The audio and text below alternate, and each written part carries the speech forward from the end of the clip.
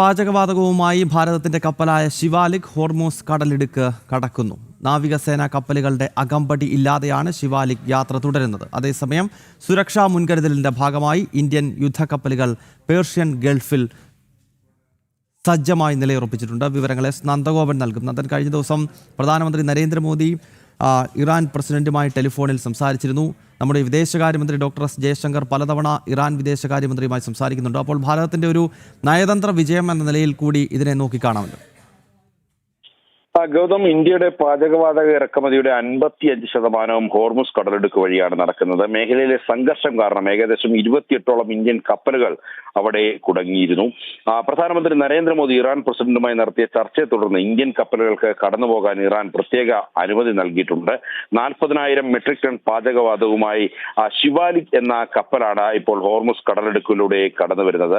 അതിൽ ഏറ്റവും വലിയ പ്രത്യേകത എന്നുള്ളത് ഈ സാധാരണയായി യുദ്ധക്കപ്പലുകൾ ഇത്തരത്തിൽ ഉള്ള കപ്പലുകൾക്ക് ഹോർമുസ് കടലിടുക്കുകൾ വഴി വരുന്ന ഈ പ്രത്യേക സാഹചര്യത്തിൽ ഇങ്ങനെ വരുന്ന കപ്പലുകൾക്ക് സാധാരണ അകമ്പടി പോകാറുണ്ട്. എന്നാൽ അകമ്പടി ഇല്ലാതെയാണ് ഈ പാചകവാതകവുമായി ഈ കപ്പൽ ഹോർമുസ് കടലിടുക്ക് കടക്കുന്നത് എന്നുള്ളതാണ് ഏറെ പ്രത്യേകത. കപ്പലുകൾക്ക് നേരിട്ട് അകമ്പടി നൽകിയില്ലെങ്കിൽ കൂടിയും പേർഷ്യൻ ഗൾഫിൽ ഇന്ത്യൻ നാവികസേനയുടെ യുദ്ധക്കപ്പലുകൾ ഏത് സാഹചര്യവും നേരിടാൻ സജീവമായി തന്നെ നിലയുറപ്പിച്ചിട്ടുണ്ട്. ഇത് കൂടാതെയാണ് റഷ്യയിൽ നിന്നും ക്രൂഡ് ഓയിലുമായി എത്തുന്ന മറ്റ് ഒരു സൈറിനി എന്നുള്ള കപ്പലും അതേപോലെ തന്നെ ജഗ് പ്രകാശ് എന്നുള്ള കപ്പലും, ഈ രണ്ട് കപ്പലും ഇപ്പോൾ ഹോർമുസ് കടലിടുക്ക് വിജയകരമായി പിന്നിട്ടിട്ടുണ്ട്. ഇതിൽ ഈ സൈമിറിനിയിൽ ഏതാണ്ട് 1.4 മില്യൺ ടൺ ക്രൂഡ് ഓയിൽ ഇതിൽ ഉണ്ട് എന്നുള്ളതാണ്. അതായത് വരും ദിവസങ്ങളിൽ ഒരു തരത്തിലും പാചകവാതകത്തിന് ഭാരതത്തിൽ ഒരു പ്രശ്നവും ഉണ്ടാകില്ല എന്നുള്ളതാണ്. അതേപോലെ തന്നെ ജയ്പ്രകാശ് കപ്പലിൽ 50,000 മെട്രിക് ടൺ ഈ ക്രൂഡ് ഓയിലാണ് ഉൾപ്പെടുത്തിയിരിക്കുന്നത്. ഈ രണ്ട് കപ്പലും ക്രൂഡ് ഓയിലുമായി എത്തുന്ന സൈമിറിനിയും അതേപോലെ തന്നെ ജഗ് പ്രകാശും, ഈ രണ്ട് കപ്പലിൽ ഈ കടലിടുക്ക് ഏതാണ്ട് പിന്നിടാറായി എന്നുള്ള വിവരങ്ങളാണ് ലഭ്യമാകുന്നത്.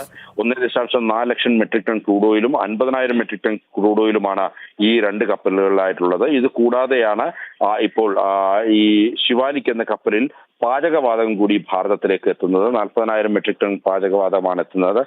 അതുകൊണ്ട് തന്നെ വരും ദിവസങ്ങളിൽ ഇത്തരത്തിൽ പാചകവാതകത്തിന് ഒരു തരത്തിലുള്ള ലഭ്യതക്കുറവും ഉണ്ടാകില്ല എന്നുള്ളതാണ് മനസ്സിലാക്കേണ്ടത്.